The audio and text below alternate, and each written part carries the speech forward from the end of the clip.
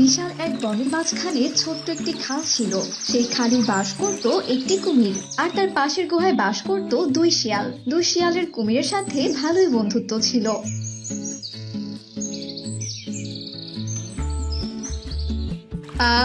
আজ বাঘের বিয়েতে পার্টিটাতে বেশ ভালোই খাবার দিয়েছিল। পেট একেবারে গলা পর্যন্ত ভরে গেছে। আজ রাতে আমার না খেলেও চলবে। আমি বরং এই কচি খরগোশটাকে কাল সকালে খাবো। আজ বরং এই ডাঙায় রেখে ঘুমিয়ে পড়ি, আমার যে বড্ড ঘুম পাচ্ছে।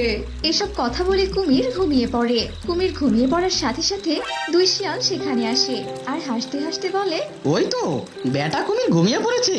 ও বেটার সাথে বন্ধুত্ব করেছে বলে ওর শিকারও কি আমাদের বন্ধু হবে নাকি? বেটা তো ঘুমিয়ে আছে, চল ওর খাবারটা নিয়ে আমরা কেটে পড়ি। সকালে উঠে বেচারা হাওয়া খাবে ক্ষণ। এসব কথা বলে দুই শিয়াল কুমিরের শিকার নিয়ে সেখান থেকে চলে যায়।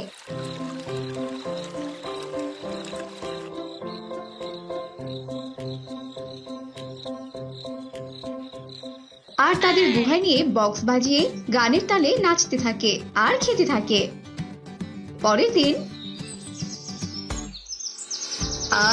ঘুমটা বেশ ভালোই হয়েছে। এখন খরগোশ দুটোকে সকালের নাস্তা হিসেবে পেটে ভরে নেই। আরে আরে, এ কি? আমার শিকার কোথায়? কার আবার এত বড় সাহস যে কুমিরের শিকার চুরি করে খায়? কে করলো এমন কাজ? আরে আরে কুমির বন্ধু, তোমার কি হয়েছে? তুমি এভাবে গর্জন করছো কেন? তোমার গর্জন শুনে তো আমার ঘুম থেকে ছুটে এলাম। আরে বন্ধু, আর বলো না, আমার শিকার কে যেন চুরি করে খেয়ে এখান থেকে চলে গেছে। আমার শিকার চুরি করার সাহস এখানে কার হয় বলো তো? আমি যদি তাকে একবার ধরতে পাই তাহলে তাকে একেবারে পটেটোর মতো কড়মড় করে চিবিয়ে খাবো। তোমরা তো এখানেই থাকো, তোমরা কি দেখেছো কে চুরি করেছে? কি যে বলো না, আমরা যদি দেখতে পেতাম তাহলে তো সোজা তোমার শিকার হিসেবে তোমার কাছে নিয়ে আসতাম। বন্ধু, তুমি আবার রাতে শিকার দুটোকে খেয়ে ফেলোনি তো? এমনও তো হতে পারে তুমি ঘুমের মধ্যে খেয়ে ফেলেছো। কি জানি বন্ধু, আমার তো মনে পড়ছে না। হতেও তো পারে আমি খেয়েছি, আর এখন আমার মনে পড়ছে না। আচ্ছা আচ্ছা, ঠিক আছে, এখন তাহলে তোমরা যেতে পারো। একটু পর আমি শিকার খুঁজতে বের হব। আচ্ছা ঠিক আছে বন্ধু, তবে এরপর থেকে শিকার একটু সাবধানে রেখো। বলা তো যায় না, বেটা চোরেরা আবার আসতেও পারে। এ লালু, চল। এসব কথা বলে মিচকে আর লালু সেখান থেকে তাদের গুহায় চলে যায় আর নাচতে নাচতে বলে, আরে মিচকে, তুই তো সিনেমার নায়কদের মতো অভিনয় করলি। দারুণ তোর অভিনয়। বেটা কুমির তো কিছুই বুঝতে পারলো না ওর যে শিকার আমরাই খেয়েছি। আমার তো খুশিতে আরো নাচতে ইচ্ছা করছে। হ্যাঁ হ্যাঁ, চল তোকে ডাক্তার দেখিয়ে তারপর শিকার খুঁজতে বের হবো। এই বয়সে কি যে একটা রোগ বাঁধিয়েছিস, তোকে নিয়ে হয়েছে যত জ্বালা। এসব বলে তারা বনের হালুম ডাক্তারের কাছে যায় আর গিয়ে বলে, এই যে বাঘ ভাই, আমার শিষ্যর ডায়াবেটিসটা একটু মেপে ওষুধ দিন তো, জলদি করুন, আমাদের হাতে আবার একদম সময় নেই। আরে আপনারা পরে এসেছেন, তাই লাইনের পিছনে গিয়ে দাঁড়ান। এসব রুগী দেখার পর আপনার বন্ধুকে আমি দেখবো। যান, সরে দাঁড়ান তো একটু। এই ডাক্তারের বাচ্চা, তুই আগে আমার বন্ধুকে দেখবি, তারপর ওসব দেখ বলছি, নইলে কোষে একটা লাথি মারবো। এই, আমাকে চিনিস? আমি হলাম ডাইনোসরের ভাগ্নে, আর আমার সাথে বেয়াদবি। আরে তোর আজ আর ডাক্তারই দেখাবো না, বেটা বাঘ, তোকে আমরা পরে দেখে নেবো। চল তো চল।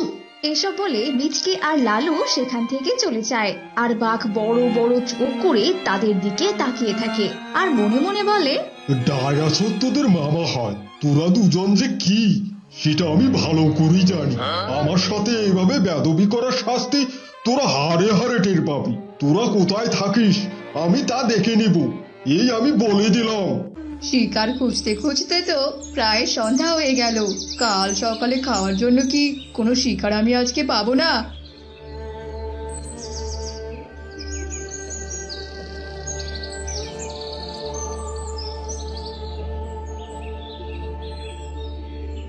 কি, এই তো দেখছি 1 ডজন মুরগি।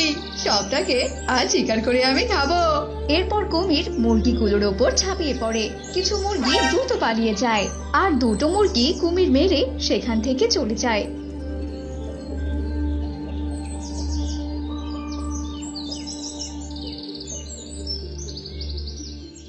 ওদিকে মিচকে আর লালু বলে, আরে আজ তো কোনো শিকার পেলাম না। রাতে কি আমাদের না খেয়ে থাকতে হবে? আমার তো আবার কোনো খিদে পায়। আরে এভাবে চিৎ খিদে তো আমার শরীর কাঁপছে। আরে তুই একটু চুপ করবি? এত চিন্তা কেন করছিস? আমাদের শিকার তো রেডি আছে। তুই কি ভুলে গেলি? কুমির বন্ধু তো আমাদের জন্য শিকার নিশ্চয় এনে রেখেছে। শুধু অন্ধকারটা হতে দে, তারপরে তো কুমিরের শিকার চুরি করে নিয়ে আসবো। তাদের এসব কথা বাঘ আড়াল থেকে শুনছিল। তখন বাঘ বলে, ও তাহলে এই ব্যাপার। আমি দেখবো তোরা কি করে কুমিরের শিকার চুরি করে খায়। শিকারটা আগে নিয়ে আয়, তারপর বুঝবি বাপু কত ধানে কত চাল। এরপর বাঘ সেখানে অপেক্ষা করতে থাকে।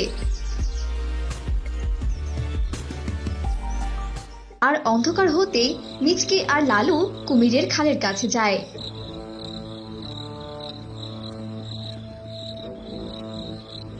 আর তারা খালের ডাঙার উপরে দুটো মুরগি দেখে বলে, ওরে লালু, ওই দেখ দুটো মুরগি। কুমির তো নাক ডেকে ঘুমাচ্ছে। মুরগি দুটোকে নিয়ে তাড়াতাড়ি কেটে পড়ি। বেটা আবার জেগে গেলে আমাদের রক্ষা নেই। ঘুমা বেটা, আরাম করে ঘুমা। এরপর তারা মুরগি দুটোকে নিয়ে সেখান থেকে তাদের গুহায় চলে যায়। আর এইদিকে বাঘ এসে কুমিরকে ডেকে তুলে আর সব কথা খুলে বলে। কি এত বড় সাহস আমার বন্ধু হয়ে ওরা আমার সাথে এমন বিশ্বাসঘাতকতা করলো? ওরা কিনা আমার মনটাকে এইভাবে ভেঙে দিল। আজ তোদের কারো রক্ষে নেই। এসব বলে কুমির শিয়ালদের গুহায় প্রবেশ করে। মিচকে আর লালু কুমিরকে দেখে ভয়ে ভয়ে বলে, ও ওরে বাবা, লালু, কুমির তো মনে হয় সব টের পেয়ে গেছে রে। কুমির বন্ধু, তুমি আমাদের ক্ষমা করে দাও। আমরা আর কখনো এমন কাজ করব না। তোদের কোনো ক্ষমা নেই। তোদের আমি ঘাড় মোটকে খাবো। তোরা আমার শিকার চুরি করে খেয়েছিস। তোরা বন্ধু নামের কলঙ্ক। তোদের আমি এক্ষুনি চিবিয়ে চিবিয়ে খাবো।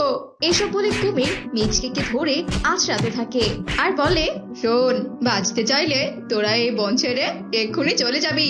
পালা পালা বলছি।